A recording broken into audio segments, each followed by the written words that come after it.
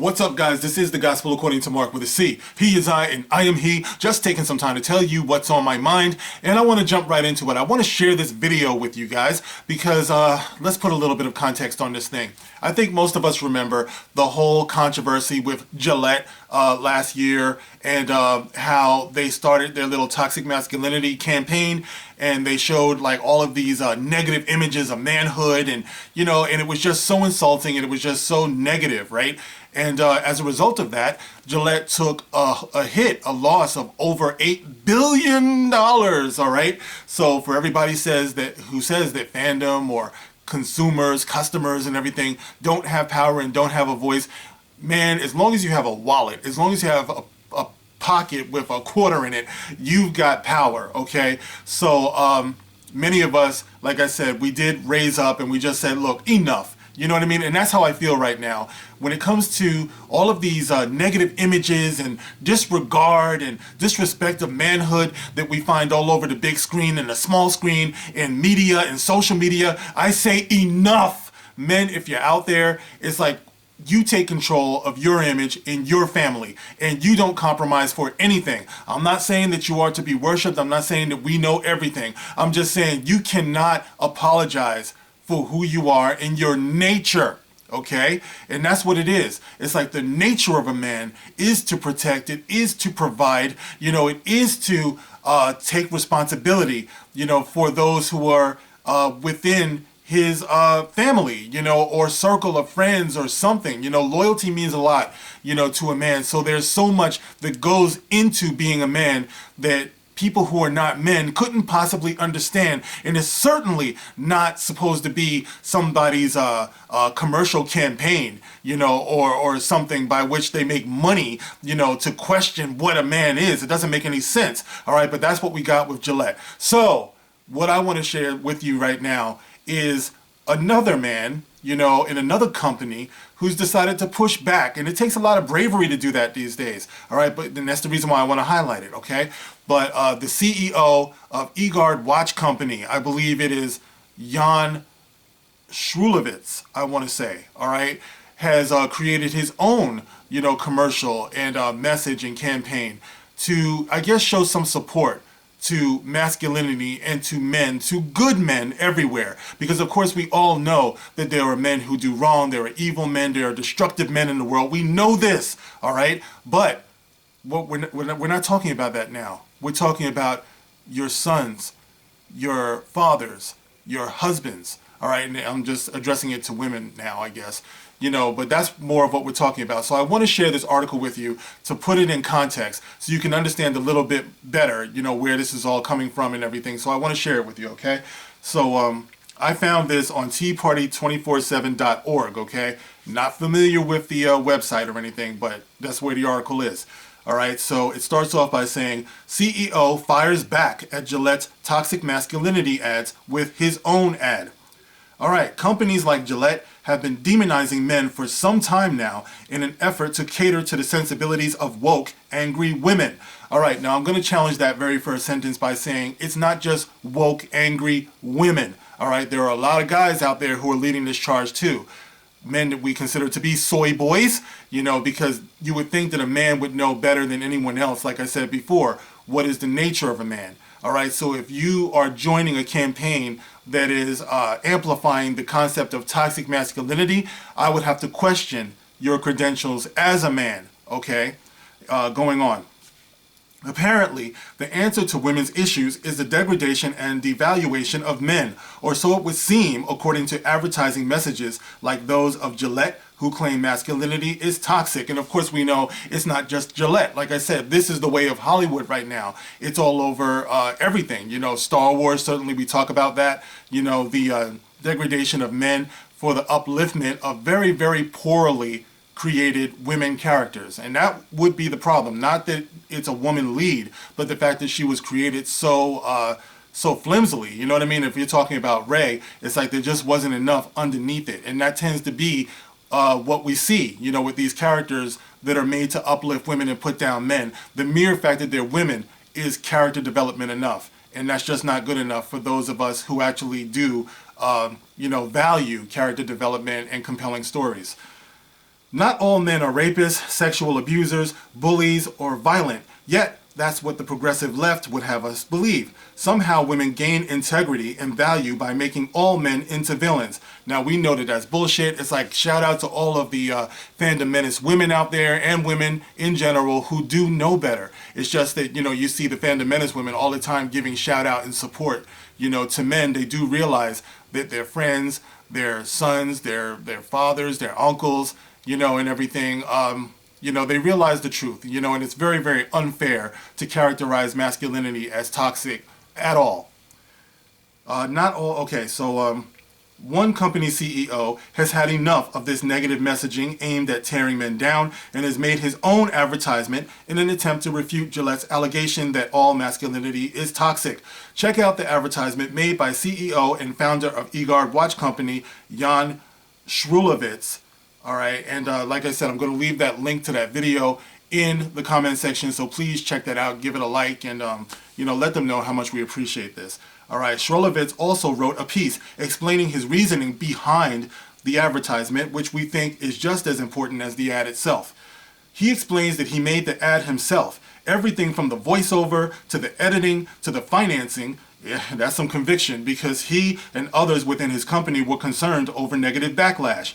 And he says, I considered releasing it anonymously, but after some thought, I realized an individual releasing the message wasn't going to have the same impact as a company doing it. So I decided to risk it and post the video. I think what put me over the top is a quote I heard that says all actions come out of either love or fear. Interesting. All actions come out of love or fear. Releasing it anonymously felt like fear. Putting my company on the line for a message I believe in felt like love. I went with love. If you watch the video, you can feel the love he put into making it. Yes, you can. I did choke up watching it. You probably will too.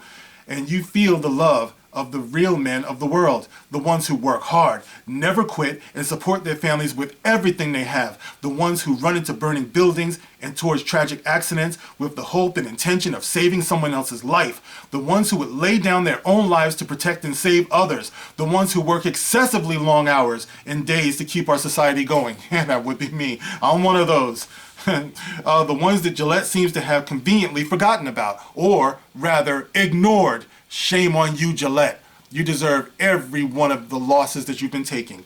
All right, in his video, Schrolovitz cited several statistics that really shed light on some of the facts that men are in reality not the toxic members of society that the left makes them out to be. And that's the part of the video that got me, when they started showing the statistics of men who are victims of violent crimes, men who are victims of workplace injuries, you know, men who lose their children, who are fighting for their children as I make this video. Every day in so-called family court being ripped apart from their children. Yes, I know something about that. So yes, I do get a little bit worked up over it. You have to fight to hold on to your family if you're a man, because it's already assumed in the court system that you're the toxic one, and she, beyond all reason, you know, in question, she's the one who is the more fit parent. You know what I mean? The man doesn't even get the consideration unless the woman has been guilty of like murder in front of an audience, in front of a stadium or something like that. You know, and I'm not saying that it's men against women. All I'm saying is that the welfare of the child has to be taken into consideration. And if you're going to do that effectively, you have to consider the fitness of the parent and the condition of the man who is fighting for his children. You just can't take a man's children away from him and take everything he owns to be able to support those children. And just say that this is justice and it's for the best.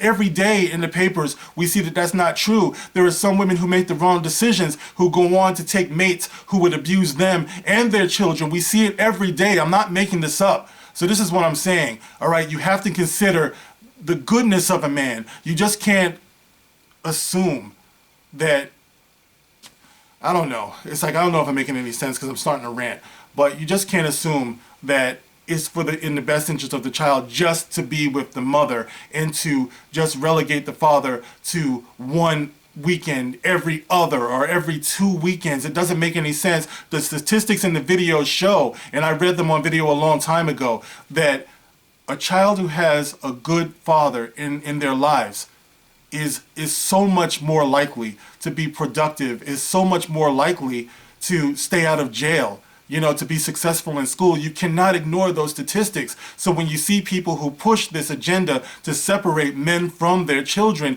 you have to wonder, what is the origin of this? Where does it come from? What is the end game to taking a man away from his children? All right, anyway, so going on. In his video, yes, okay, we read that part. He goes on to say, we are so polarized. It's all about taking sides. I am guilty of it myself because all we are fed all day long. I'm guilty of it myself because it's all we are fed all day long. But I don't want to be a part of that anymore. None of us, no gender or race has exclusivity on being terrible or wonderful. Individuality is the measure of a person, not the identity or category to which you belong. Amen, brother. Thus the problem with identity politics. It completely negates the ability of the individual to establish their own character. Shmulevitz makes a really compelling argument when he says that the Gillette ad does not inspire men to be better, but indifferent and closed off. Actually, that's right. When I saw that commercial, the only thing I could think of was, fuck 'em. He says, my belief is that if you want to make men better, as Gillette claims it wants to do, then the best way to do that is to show the best of us, not the worst. When I see a man risking his life running into a burning building, it makes me want to be better. When I see a father who will stand by his kids no matter what, it makes me want to be better. When I see a soldier putting everything on the line to preserve my freedom, I want to be better. That's what a man is to me, and they represent a far greater majority of men than what Gillette portrayed a man to be. All right, listen. Let me just say, because I did a video probably years ago before anybody was watching my videos when I was talking about recognizing men. All right, now I said then that black men probably went through this back in the 80s. You know what I mean? All we ever heard was black men ain't shit, black men ain't shit. All right, Oprah Winfrey was the Brie Larson of the day. All she did was bash black men. All right, and that's all we heard in our communities, black men ain't shit, because they concentrated more on the negative and the bullshitters out there than they did the ones that were right outside their front door. And that's what I used to talk about. You know, go outside right now. What are you going to see? You're going to see men fixing roads. You're going to see men fixing roofs and being there for their children, driving buses and being police officers, keeping the community safe. You know, you're going to be seeing all of these things. You would have to overlook all of those men and concentrate on the criminals that are indeed out there. I'm not saying there are no knuckleheads. I'm not saying there are no criminals. There are no dirty, rotten bastards out there. I'm just saying that you would have to overlook everything that you see out your front door and concentrate on them to come to the conclusion that masculinity is toxic, and that is just not honest. So that's what I'm talking about. Take the test yourself. Go out your front door and see what you see. You know what I mean? You will see negative. I'm just saying, I think you're going to see a lot more positive than you will negative. And what I was talking about, how, you know, little black boys like me had to grow up hearing that black men ain't shit before we even got a chance to be men. I've always believed that hip hop in the 80s and 90s it was the way it was in certain situations, you know, where you heard them bashing women and stuff, because there was a little bit of a pushback, you know, I feel.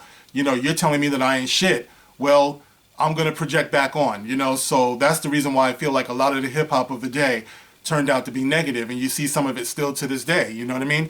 But it doesn't excuse it. I'm just saying I kind of felt like that might have been what it was about, you know what I mean? All right, going on. I don't feel I want to be better when an ad starts off with toxic masculinity or a bunch of boys bullying each other and portraying men as caricatures of sexual deviance. I simply close off. All right, we applaud Shmulevitz and his video that shows men being what true men really are. Share this video if you agree, and that's what I'm actually doing right now. Like I said, that video will be in the comment section for you to check out.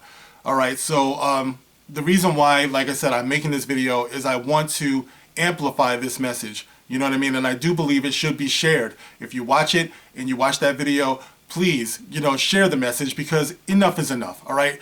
And it's damaging at this point, because our boys, whether they are black, white, or anything else, it's like our children, our boys have a right to feel good about growing up to be men. Our daughters have a right to feel good about the men that they have to choose from when they get to be older. They have a right to look for a masculine man.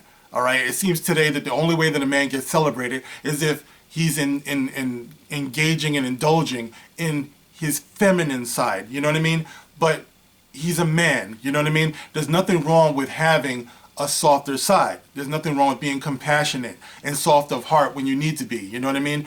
And sensitive. But a man is always going to have it in him to be a provider, to be a protector, to be a defender. These are the characteristics of men. It's the nature of men. It's not toxic. And we should not be afraid of a man who knows what to fight for. Not just a man shouldn't be fighting. No, no, no. Sometimes there are things that are worth fighting for. And a man in his heart knows what that is. Whether or not he chooses to rise to that occasion is the question. Or whether we have a society who's telling him he's toxic. And you would have to question a society that wants to raise a population of men that don't know what to fight for. You would have to wonder, where is that society going when you want to produce a population of men who don't believe in fighting for his values, for his family, for any of it? That sounds to me like a population that's ripe for takeover. Maybe that's just me. But anyway, guys, you can get in the comment section. Like I said, check out the video, share the video. Let me know what you think about the video. And you can like, you can share, you can subscribe. And when you subscribe, please hit the all button so you get all notifications of my future videos. As always, I tell people you can catch me on Twitter. And there is a PayPal as well. If you want to help me grow the channel, I would appreciate it. All right, guys, I will check you out on the next one. This is The Gospel According to Mark with a C. Rock on.